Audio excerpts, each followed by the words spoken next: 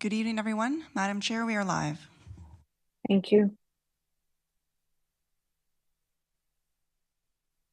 Good evening. Tonight's Committee of Adjustment hearing is being held by video conference and live streaming video on the town's live stream webpage at oakville.ca.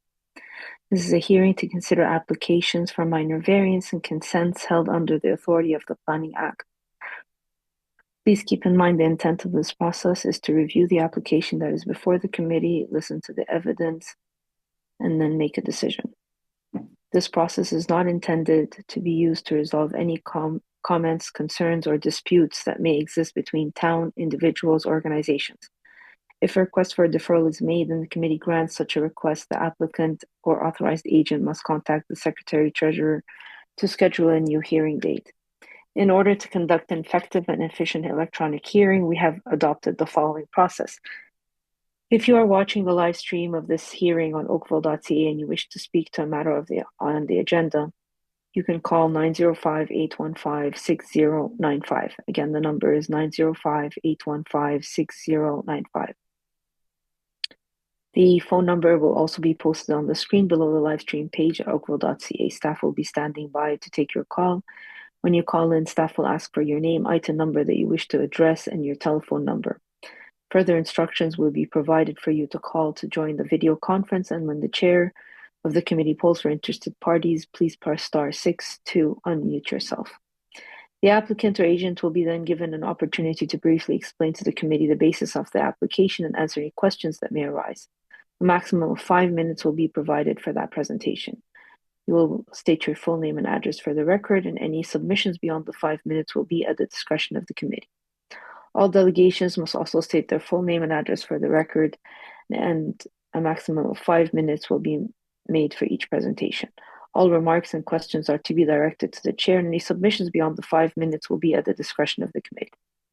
The applicant agent will then be provided with a further 5 minutes to respond to comments made by interested parties, answer any questions that may arise from committee members, and if the applicant or agent has any concerns found in staff report, particularly with the proposed conditions, at this time, it will be the opportunity to advise us. The matter will then be taken into committee for a decision, and this marks the end of all discussions. Any person desiring a notice of the decision for an application must provide a written request, preferably through email, to the Secretary-Treasurer. Written notice of the committee's decision will be mailed no later than 10 days for minor variance and 15 days for consent to application to the applicant, agent, or any other person who has filed a written request for such notice. The last day to appeal the decision of the Ontario Land Tribunal will be noted on the decision. Please note that only the applicant, specified persons, and public bodies may appeal the committee's decision to the Ontario Land Tribunal. In November of 2022, Bill 23 legislation, the More Homes Built Faster Act, amended the Planning Act to remove appeal rights for members of the public. If no appeal is received within the prescribed timeframe, the decision of the committee becomes final and binding, and the Secretary-Treasurer will then notify the applicant and anyone who has received a copy of the decision through written correspondence. People participating in this hearing are due to be courteous and respectful of the members of the committee, town staff, and other people participating in this electronic hearing. Tonight's electronic hearing is being video recorded and available for further viewing at oakville.ca. Thank you.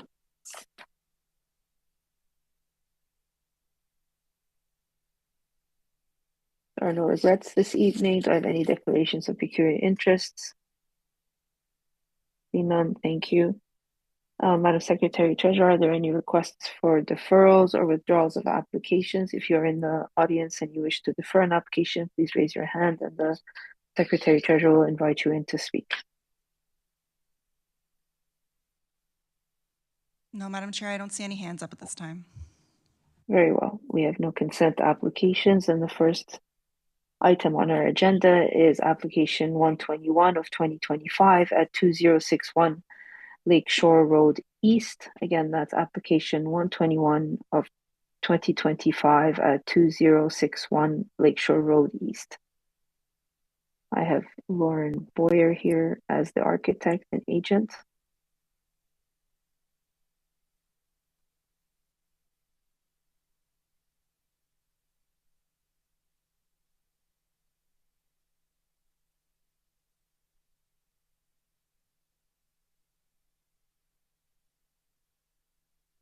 Apologies there, I was on mute. Uh, Good evening, Chair and committee members. Am I able to jump right into my presentation? Yes, go ahead. My name is Lauren Boyer, and I reside at 3378 Guildwood Drive in Burlington. I am the architect and agent for the property owners at 2061 Lakeshore Road East, and will be speaking on behalf of them this evening. My client is looking to build a new home. Next slide, please. Which is accessed from Waldbrook Drive, which is a private laneway on the north side of Lakeshore Road. Utility services to the lot were installed under the laneway in spring 2025, and they've received Halton Region sign-off later this summer. Next slide, please. The proposed development includes a 1.5-story dwelling, attached garages, a porte cochere, and a screened porch, and a detached accessory building. The dwelling complies with lot coverage, floor area ratio, and height, but requires relief from the zoning bylaw for 7 variances relating to front yard setbacks, building depth, the number, size, and location of its attached garages, and for the height of an accessory building. Next slide, please. Speaking to the first variance, it's to increase the maximum number of attached private garages to 4, where a maximum of 1 attached garage is permitted. To accommodate the owner's storage needs, 2 attached garages are proposed, plus an additional attached shed to store a lawn tractor. From a zoning perspective, the porte cochere is also considered a garage, bringing the total to 4. The lot size can support a building with the additional garage space at grade, and for an older couple who's looking to settle here long term, the additional garage space at grade versus in the basement is ideal. Next slide, please. The house is comprised of a series of smaller A-frame components, which add interest and character to the streetscape. To minimize the scale of the house, the parking and storage requirements have been divided into separate building elements. Despite having 3 attached garages, none of the garage doors are immediately visible from the street, and instead the streetscape is animated with windows and gables. Next slide, please. The porte cochere, which is considered a garage from a zoning perspective, creates a screened threshold into a motor court, which is also screened from the street by existing and proposed vegetation and bushes. Next slide. The next variance is to increase the maximum total floor area of a private garage to 85 square meters, where a maximum of 56 square meters is permitted. Reiterating the previous point, additional storage at grade versus in the basement is ideal for the homeowners, as the basement will be predominantly crawl space. The intent of this bylaw is to discourage streetscapes which are dominated by garage doors or garage uses, and this is not the case for our proposed front elevation, where no garage door is immediately visible from the street. Next slide, please. That's the view of our front elevation there. Next slide.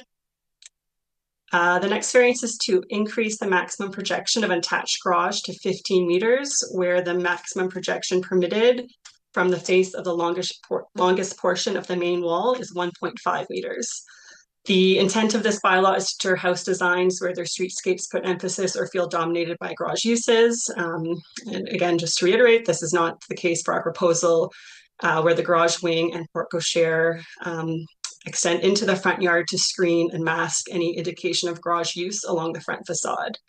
No garage door is immediately visible from the street, and the orientation of the house and the use of existing mature vegetation helps screen the motor court. Next slide, please. This slide just shows the 15-meter extension from the main wall. Next slide. The next variance is to increase the maximum dwelling depth to 42 meters, where 20 meters is permitted. The lot is significant in size, and because of the large footprint to work with, the conventional rectangular floor plan was replaced with an irregular shape, with a central spine that has 1-story branches that extend out for reasons tied to both function and form. The garage extends into the front yard to screen the motor court and provide additional security. The bedroom wing extends into the rear yard to maximize daylight and views from every bedroom. And the extension in the rear yard aligns with the rear yard setback of the original house. The outdoor screen porch extends into the rear yard as well to enjoy views to both the tennis court and the pool, while minimizing any obstructions to views and daylights from the kitchen, dining, and living room. The majority of the building's width is compliant in depth, and the variance of 42 meters is tied to a very narrow segment of floor area that extends into both the front and rear yard, but is less than 6.5 meters in width. This narrow branch of house is located centrally on the lot and well screened by existing vegetation along both lot lines. Next slide, please. The next variance is to reduce the minimum front yard to 17 meters, where a minimum front yard setback of 37.66 is permitted. The required front yard setback is calculated as the setback to the existing house, which has been demolished, plus 1 meter, which for this lot would be 37.66 meters. The purpose of the zoning condition is to encourage new development that is situated on a lot that is consistent with its existing character and neighboring houses. When referencing the site plan, you will see that the siting of the proposed house is aligned on the lot in a way that's consistent with its neighboring property to the north, with the bulk of the house aligning with the front and rear walls of the neighboring house. The projection towards the front lot line is small in scale at 6.25 meters wide and adds character to the front facade. This narrow projection, which is 17 meters from the front lot line, if the original house on the property was demolished a couple months earlier, then the 10-meter setback would apply, which would make this proposal compliant with setback requirements. Next slide, please. And for reference, other structures along the laneway are situated closer to the laneway lot line. The house across the street is about 15 meters from the front lot line, with other structures or accessory buildings even closer. These are estimates based on GIS mapping available. Next slide, please. The next variance is to reduce the main wall proportionality to 12.5%, where a minimum of 50% of the length of all main walls are required to be located in the area defined as the minimum maximum front yard.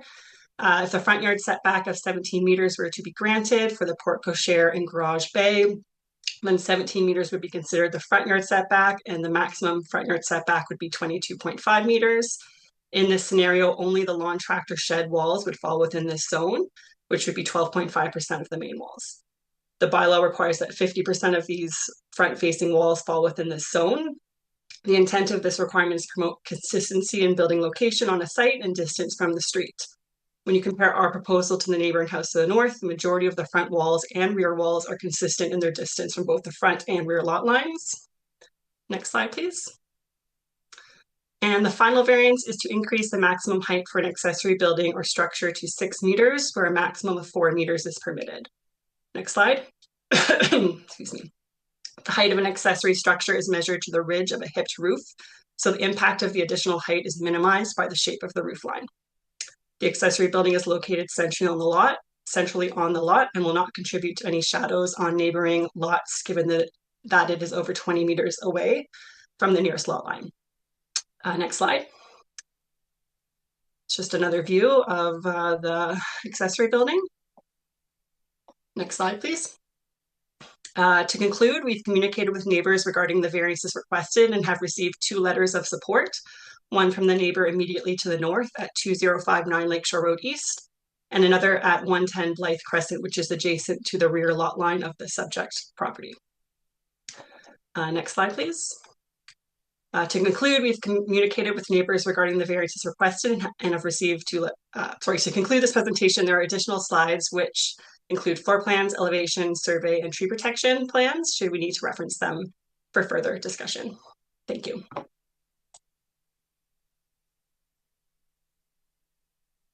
Thank you, Ms. Boyer. Any questions or items of clarification of the agents at this time? Okay, go ahead, Mr. Dickey.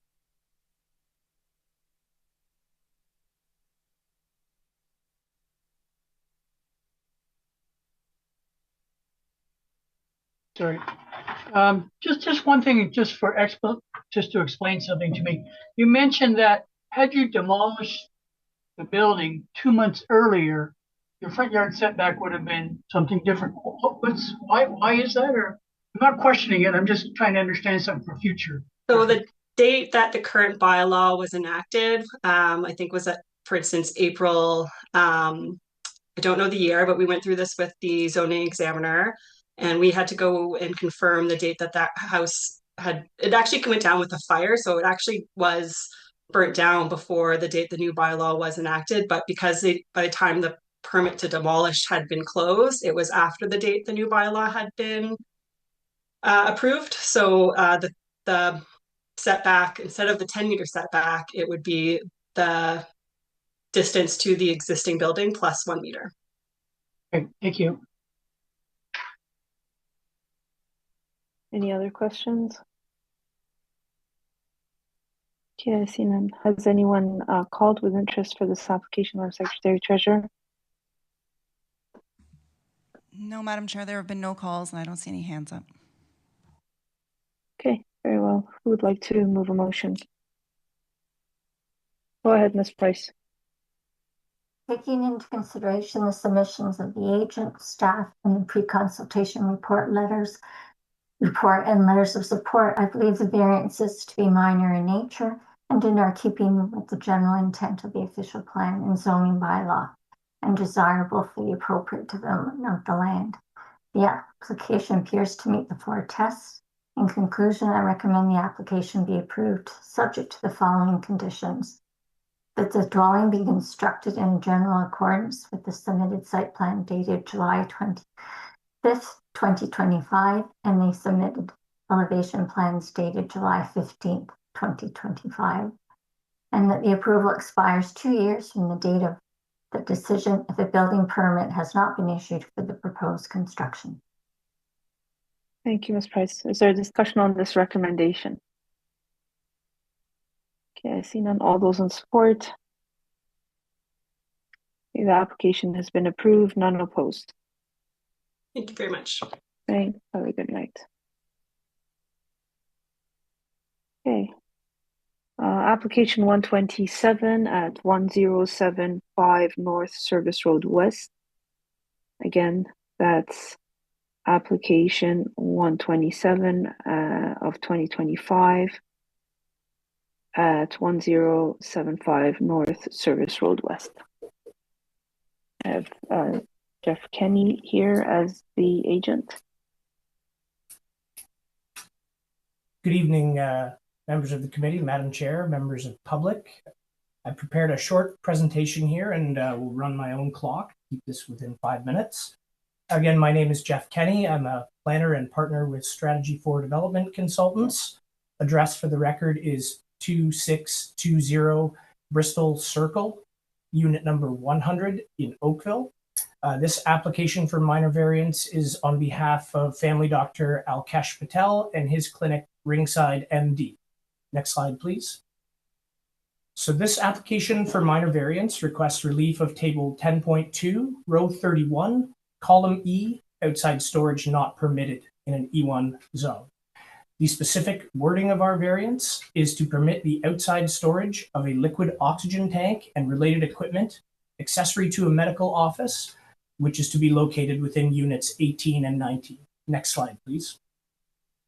The proposed business use is a medical office, which is permitted as of right in the Business Employment OP designation and E1 zoning designation. Dr. Patel's practice is in family medicine, and he is one of 5 family physicians. His current clinic is located at Sutton and Dundas, and this will be an expansion. The liquid oxygen tank is being placed for the purpose of a hyperbaric wound treatment clinic. And you can see some of the services offered, by their family medicine practice.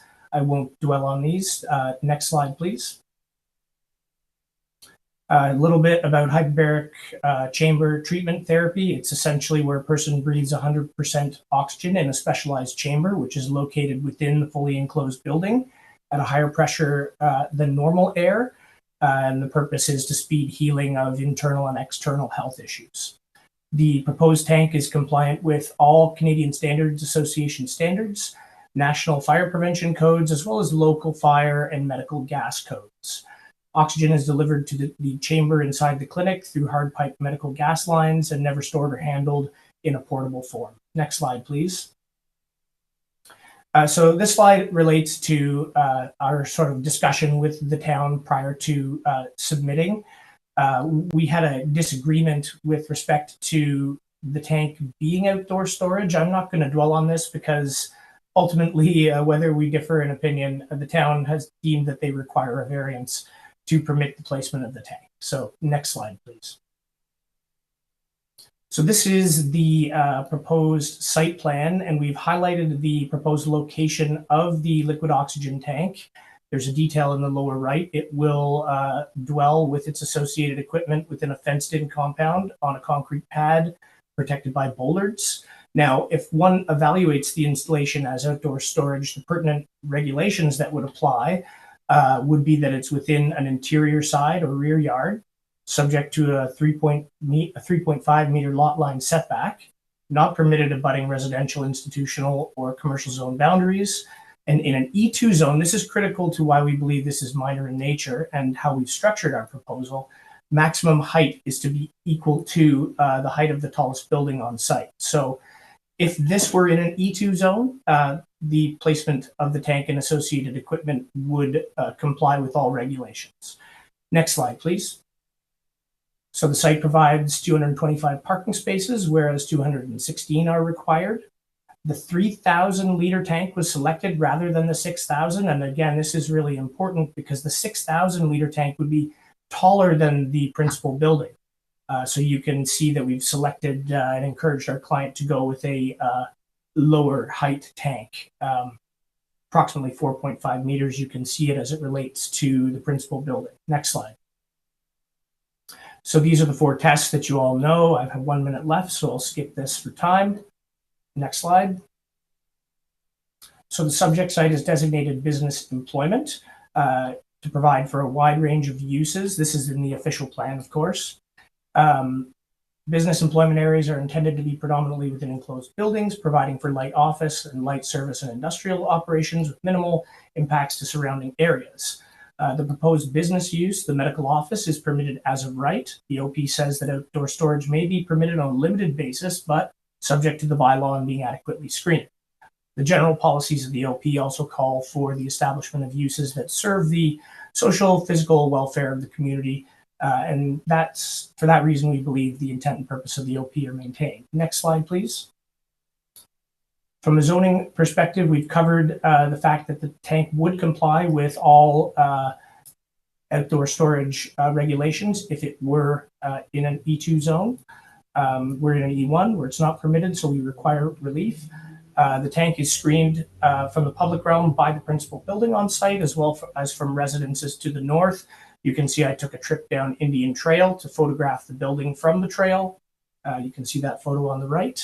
All of the operations of the proposed medical office, as well as the servicing of the tank, will occur during normal daylight business hours. And for this reason, we feel the intent and purpose of the bylaw are maintained. Next slide, please.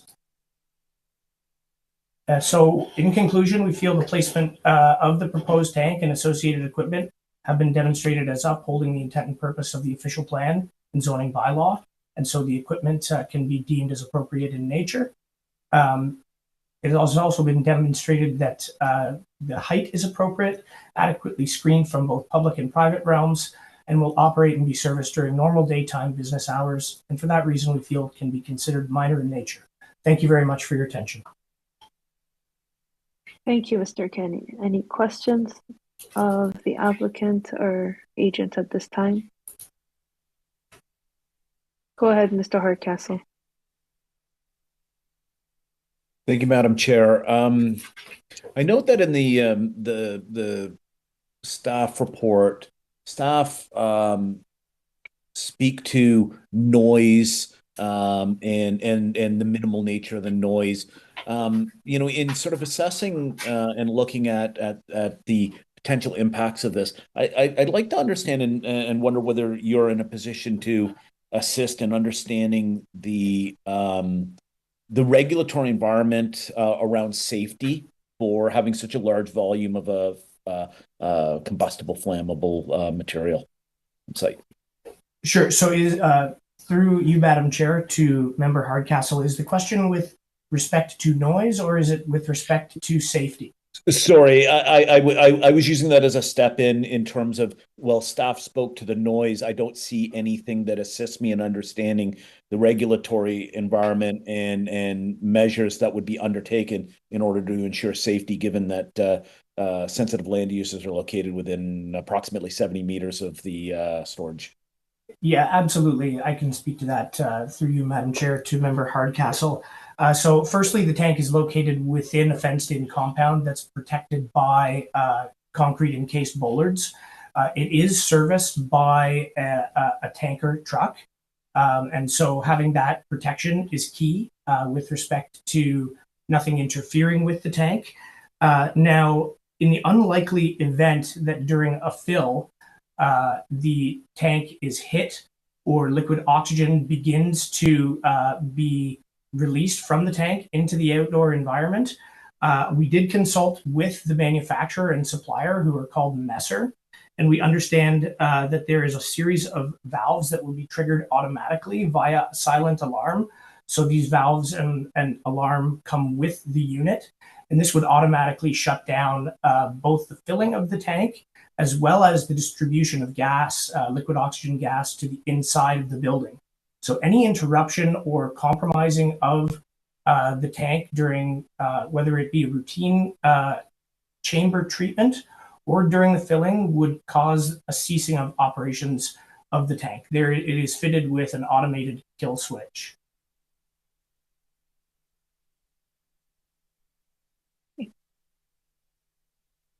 Any other questions or items of clarification? Madam Chair, if I might carry on with, I have an additional question of staff. Sure, go ahead. I was looking to understand what a note to file means. Yeah. Through the chair, to the member, a note to file is a form of site plan application by which staff will circulate and review for comment to a wide variety of staff. It's typically like a minor type of application in terms of the impact. It's to keep a record of what has been approved on the site. So as part of the review, we will confirm that they will install bollards and other fencing to the town specifications, for example. Okay.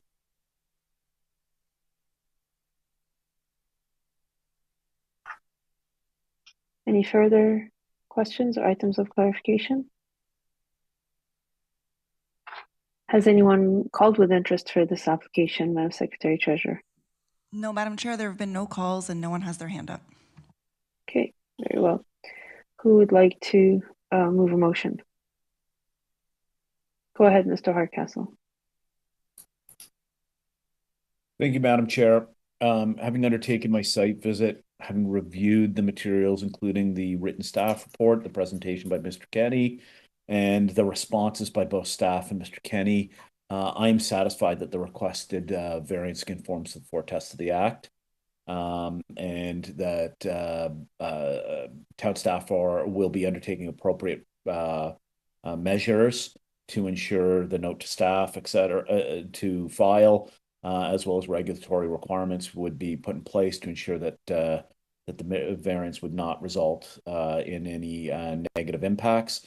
So I'll put forward a motion of approval subject to the identified two conditions, those being that a note to file be approved for the proposed development and that the approval will expire within 2 years of the date of the decision if a permit has not been issued. Yes, I see a hand up. Through you, Madam Chair, there's also the condition that we seek no objections letter from Conservation Halton, and just wanted to acknowledge that we accept that. Very well, thank you. Is there a discussion on this recommendation? Okay, I see none. All those in support? Okay. All right, the application has been approved, none opposed. Thank you very much. Have a wonderful evening. Thanks. Good night.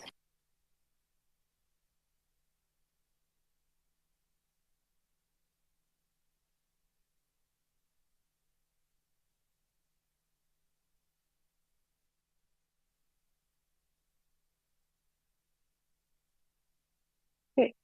Application 128 of 2025 at 2081 Salmon Road. Again, that's application 128 of 2025 at 2081 Salmon Road.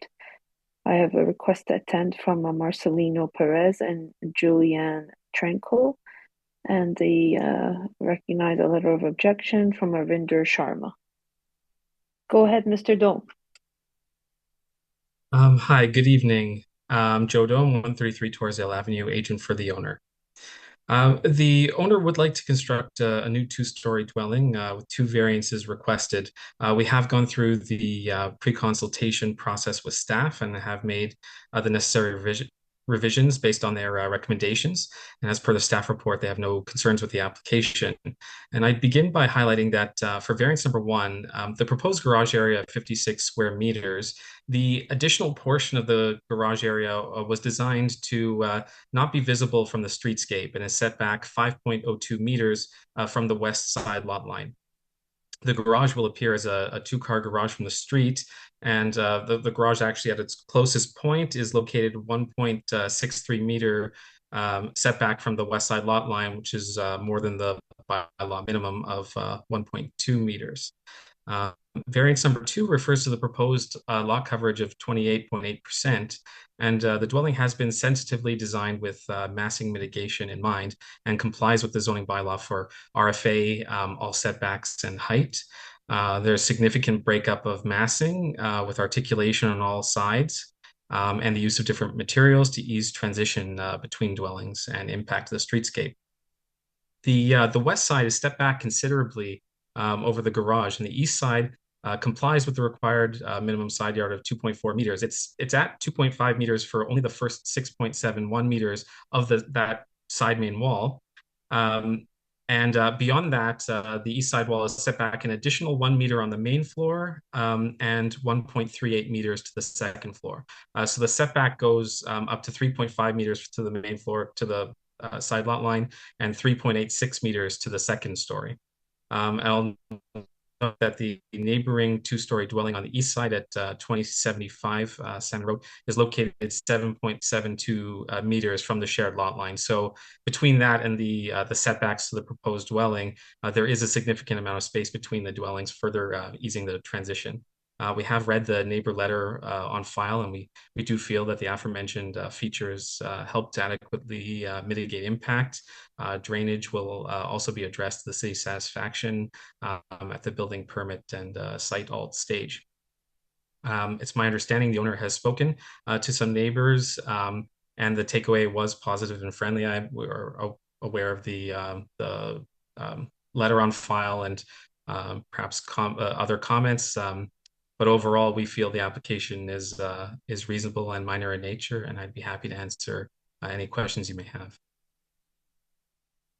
Okay, thank you, Mr. Is there anyone in the audience that seeks to speak to this application? And are there any questions from committee members to Mr. Dome at this time? Okay. And once again, the phone number to reach us is 905-815-6095. Staff will be standing by to take your call and provide you with further instructions to join the video conferencing. Has anyone called with interest for this application, Madam Secretary Treasurer? Madam Chair, we don't have any calls, but we do have someone with their hand up. Marcelino Perez. I can move him in one moment.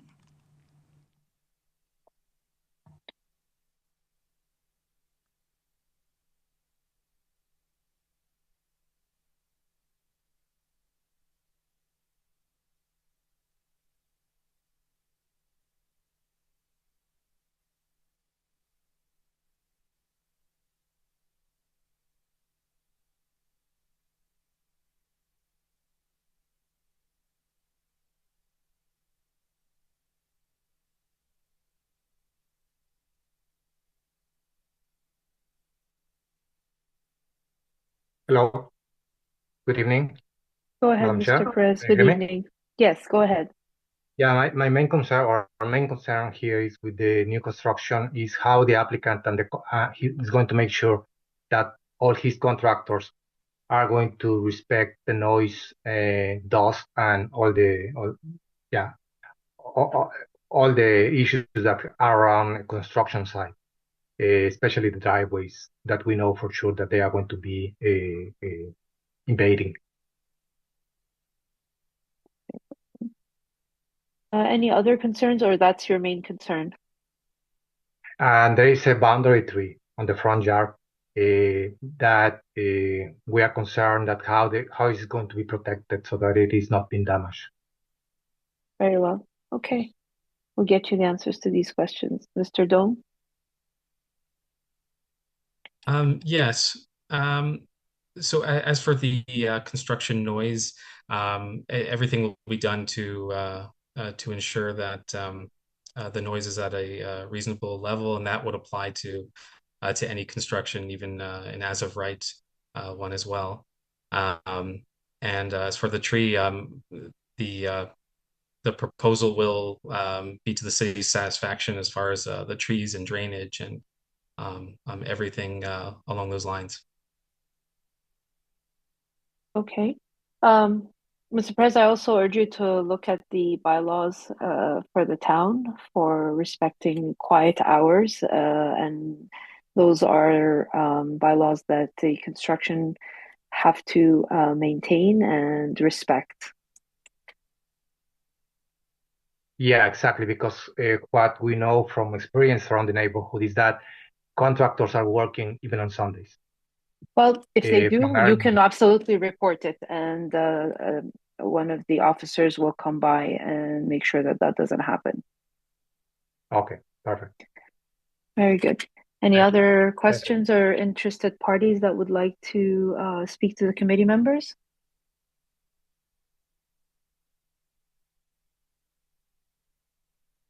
Madam Secretary Treasurer? Madam Chair, there are no other hands up and no calls have come in. Okay, we'll take the matter into committee. Who would like to move a motion? Go ahead, Mr. Talowski. Thank you, Madam Chair. Madam Chair, I'll move that this application be approved as applied for, finding that it meets the four tests of the Planning Act. I do not believe there will be significant impact from the variances. I would note the opposition comments from the neighborhood.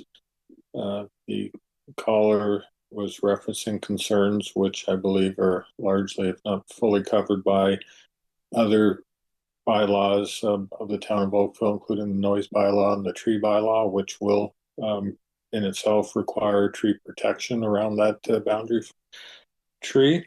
And the letter on file reference concern for impacts to the streetscape because of the larger garage and impacts to drainage because of coverage. Madam Chair, I don't believe these are an issue with this application, given that the extra garage is in the rear. It's not 3 doors facing the street, and that whether the coverage variance was approved or not, drainage, I don't believe would be any different, given that the applicant would in all likelihood just remove the covered porch and still have a hardscape patio. So again, Madam Chair, with that said, I move approval subject to construction proceeding in general accordance with the site plan and elevation drawings dated August 11th, 2025, and that the variance expire in 2 years if a building permit has not been issued. Thank you, Mr. Zalowski. Is there discussion on this recommendation? Okay, I see none. All those in support?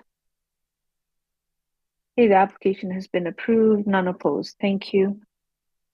Thank you very much. Have a good night.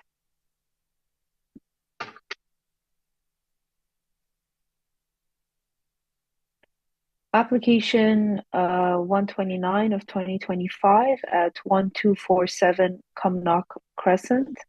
Again, that's application 129 of 2025 at 1247 Cumnock Crescent.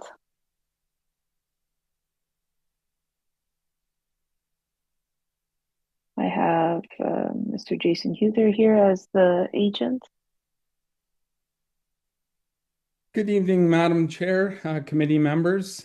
Jason Heater from HDS Dwell. On behalf of my clients at 1247 Cumnock Crescent, I'm here before you seeking 3 variances related to a new replacement dwelling.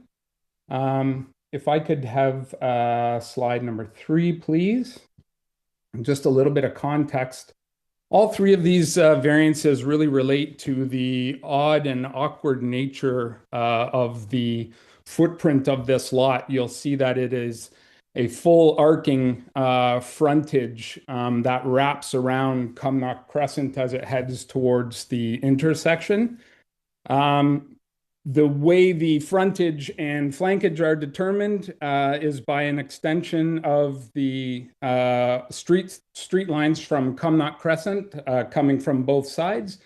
They converge to a center point way off in the distance, and then that bisecting line, shown here in blue, determines where front yard is versus flankage. So you'll see at the top end there in red is the determined front yard for this property, and the green line is the flankage yard. So it's quite an odd lot in its awkward nature. So all 3 variances relate to this condition. So I'll just speak quickly on the first one. So that blue bisecting line there, if you'll just go to the next slide, please. In this image, it's the green line. There's a 4.85 meter setback to what is a U-shaped driveway. The bylaw requires 15 meters in this instance. You'll notice on the streetscape on the right-hand side, I've indicated in red where that section of driveway will be. You'll see how far away it is from the intersection of Cumnock and Cairncroft. So the idea with this setback is to prevent vehicular collision and mitigate possible interaction between vehicles. So we're located quite a distance away from both Morrison and Cairncroft. Next slide, please. Dwelling depth, again, given that the small portion on the east side, the red side, is the front yard, the dwelling depth is taken across the depth of the lot. As you drive past this, you'll actually experience the house in the reverse order, being the depth will feel like you're looking at it from the front door as it currently sits on the property. We have mitigated the depth of this house by having both flanking pieces on the east and west end, so the garage and the far office, as single-story structures. This helps bring the mass and scale of the dwelling down towards the neighboring homes. The frontage on the street on Cumnock is heavily treed, and all of that tree and all the forestry product is being maintained. So there's going to be a great amount of screening. There's very large and ample rear yard setbacks as well as front yard setbacks. And the existing house would currently be over the allowable bylaw, as well as the neighbor to the west. Just again, they're on the opposite side of this curving property line, and their dwelling is 31 plus meters in depth as well. If I could get the next slide. The last variance relates to main wall proportionality. So that little block in red that you see there, we're supposed to have 50% of the frontage of the house within that. Just given the orientation to the flankage yard, it's quite impossible to get that amount of frontage into that pocket of land. Never mind the fact that it would be quite obtrusive as you approach the house from that intersection. So I have read staff report. They are in agreement with or supportive of the variances. And I have read the comments, and I am good with everything that was stated. Able to take any questions whatsoever from committee or public.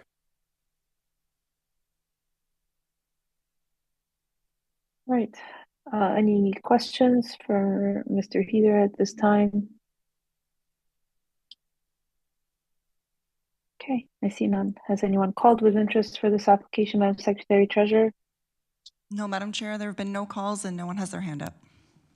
Very well, then we'll take the matter into committee. Who would like to move a motion? Go ahead, Mr. Dickey. Thank you, Madam Chair. Based upon my review of the owner's application, the site plans, the building elevations, my site visit, together with the presentation by the owner's consultant and the planning staff's report, I am satisfied that the variances are minor in nature and conform to the four tests under the Planning Act. And I put forth a motion that the application as applied for be approved, subject to the condition that,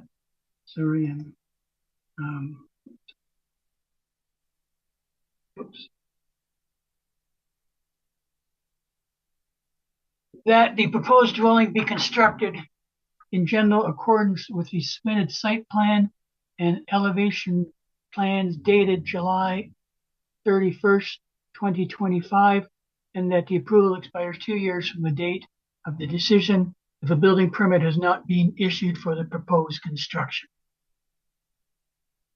Thank you. Is there a discussion on this recommendation? I see none. All those in support?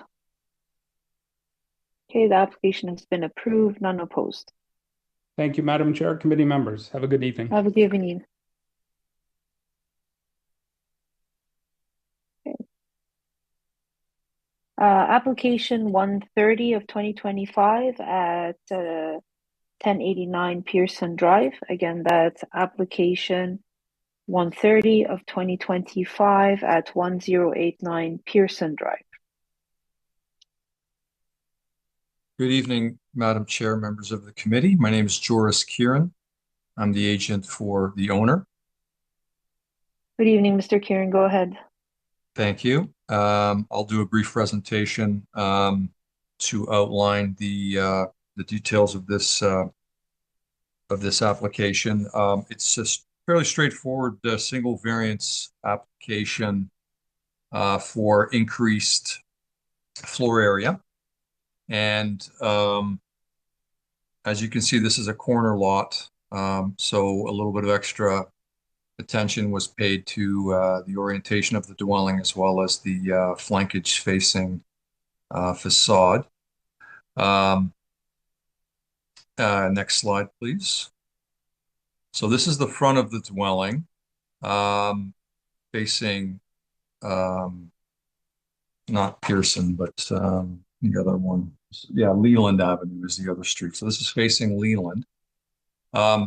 We did go through the pre-consultation process with town planning staff.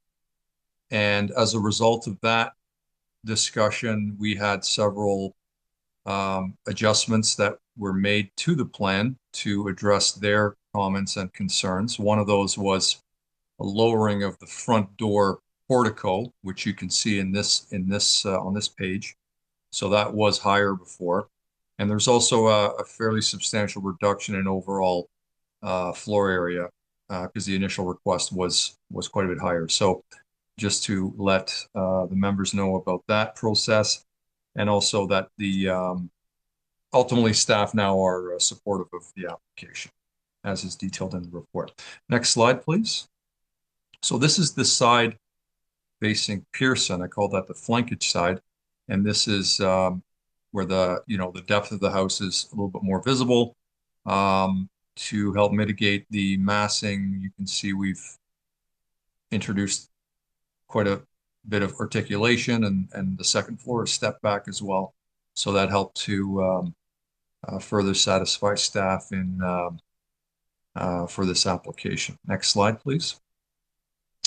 And as we usually do, just to demonstrate where the RFA is going, the extra RFA, on the first floor, there is an additional bathroom that would normally not be there, but this is required by the owner for a future in-law suite on the main floor for an elderly person that wants to have main floor living options. So that's there for that reason. Next slide, please.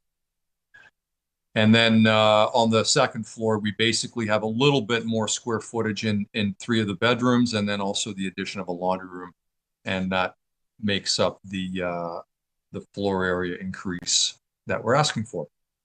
And I'm happy to answer any questions from the members if there are any. Any questions or items of clarification at this time? Okay, I see none.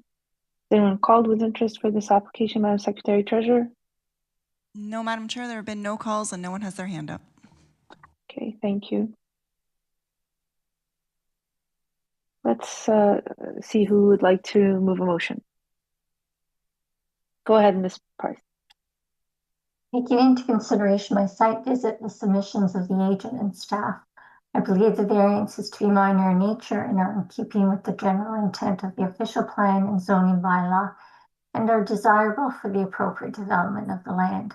The projections and recesses, as well as a variety of building materials, help to reduce the massing of the proposed dwelling, making it compliant with the 4 tests. In conclusion, I recommend the application be approved subject to the following conditions. The dwelling be constructed in general accordance with submitted site plan and elevation drawings dated August 20th, 2025, and that the approval expires 2 years from the date of the decision if a building permit has not been issued for the proposed construction. Okay. Any discussion on this recommendation? I see none. All those in support? Okay, the application has been approved, none opposed. Thank you, Mr. Thank Chair. you. Thank you, Madam Chair. Members of the committee, have a good night. Bye. Okay, good evening. Next application on our agenda is one that is deferred from August the 20th at 111, application 111 of 2025 at 1014 Melvin Avenue. Again, that's application 111 of 2025, deferred from August the 20th at 1014 Melvin Avenue. I have Mr. Nelson here as the applicant agent.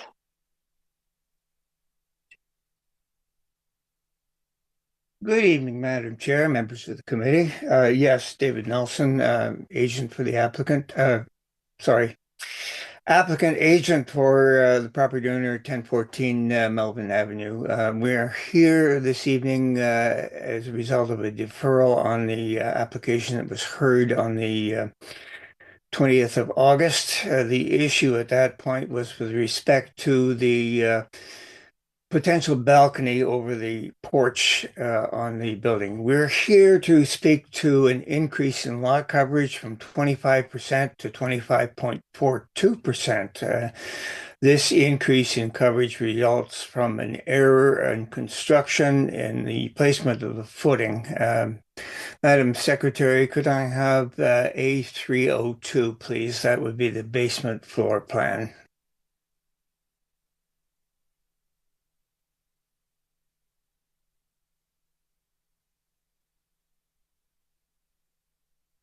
That's 202, Madam Secretary. I'm looking for 302.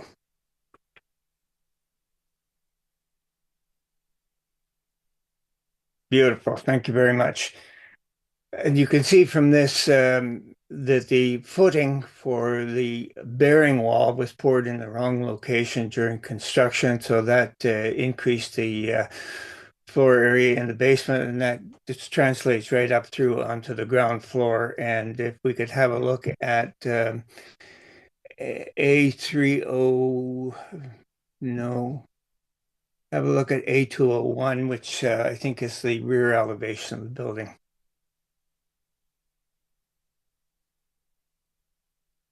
Correct. And you can see from the red cloud on here that that's where the error translates into the coverage up on the covered porch. Excuse me, the bearing wall would have been on the, looking at this picture, on the left side, and so the porch would have neatly surrounded the sliding door on the ground floor. So it is now slides to the right side of the drawing, and that is the actual increase in the lot coverage right there. The planning staff indicates that we needed to show the removal of the glass railing on the balcony, and so it in fact is not a balcony, it's just a cover over the patio. And if we could have a look at A301, which would be the second floor plan, please.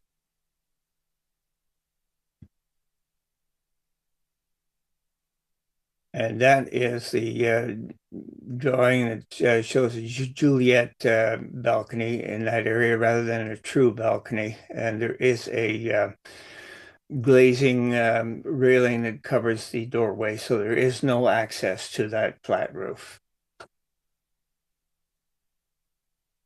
That's my presentation, Madam Chair.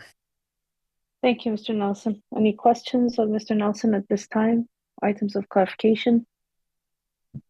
Go ahead, Mr. Dickey. I'm a little confused. Maybe if we go back to those two elevations that were presented, and I'd like to zoom in because these don't look like the plans that were presented, and you didn't make that clear. If they aren't, you should have told us. The other one of the side of the house, the rear elevation, the rear wall of the house, please, Madam. No, not that one. A201. That one. Can you just zoom in on that in the second story there? I want to see what's there. Because that was my concern. Yeah, go one more. You'll be able to see the writing on the wall there.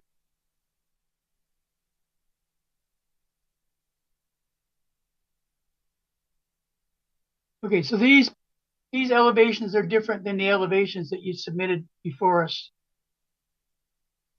2 weeks ago, correct? Yes, that's correct. They are done to show the removal of the glass railing because that was the issue that was raised. That glass railing indicated that it was an accessible balcony.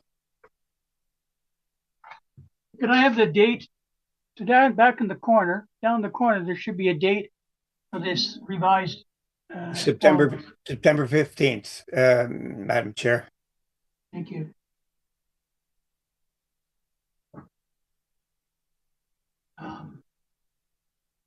Can I just get an understanding of this?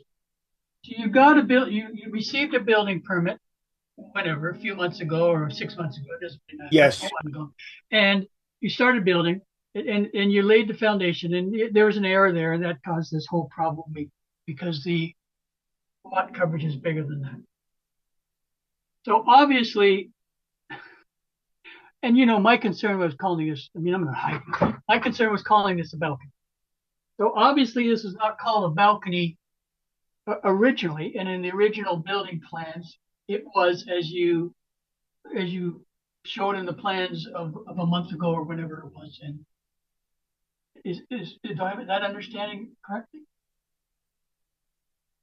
Sure. Sorry, I couldn't hear you. Oh, sorry.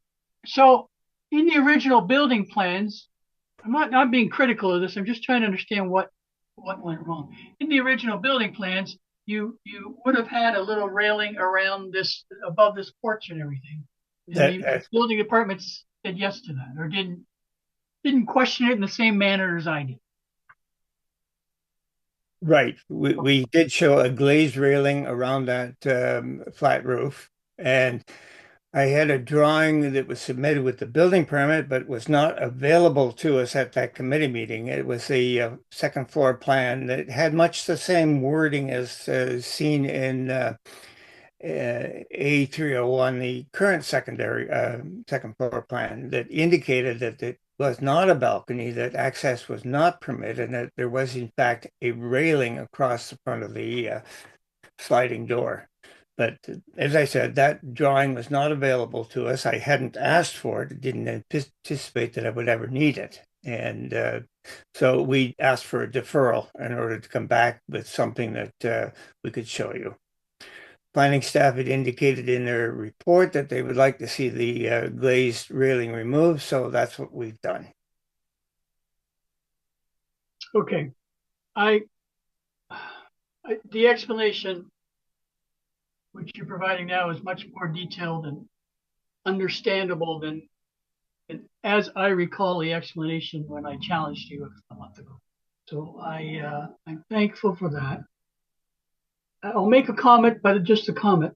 In my opinion, a Juliet balcony is on a straight wall that goes from one story to the other story. In my opinion, this is not a Juliet balcony, but I'll defer to the building department. I made that statement. Done. Thank you very much. All right. Thank you. Any further comments, questions, items of clarification? Okay, I see none. Let's have a motion. If no one has called in, Madam Secretary Treasurer. No, Madam Chair, there have been no calls. Very well. Who would like to move a motion?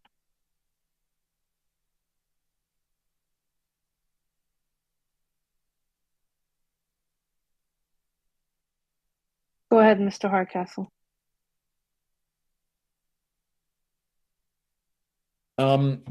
Madam Chair, I have a few reservations with this, but I think that they can be addressed through conditioning and through the conditions that are here. Much like Member Dickey, I have some reservations about the large extent of this flat roof and the easy nature in which it's done, but it's also not necessarily our job to be enforcing and regulate, in this kind of thing. It is a building permit based issue down the road.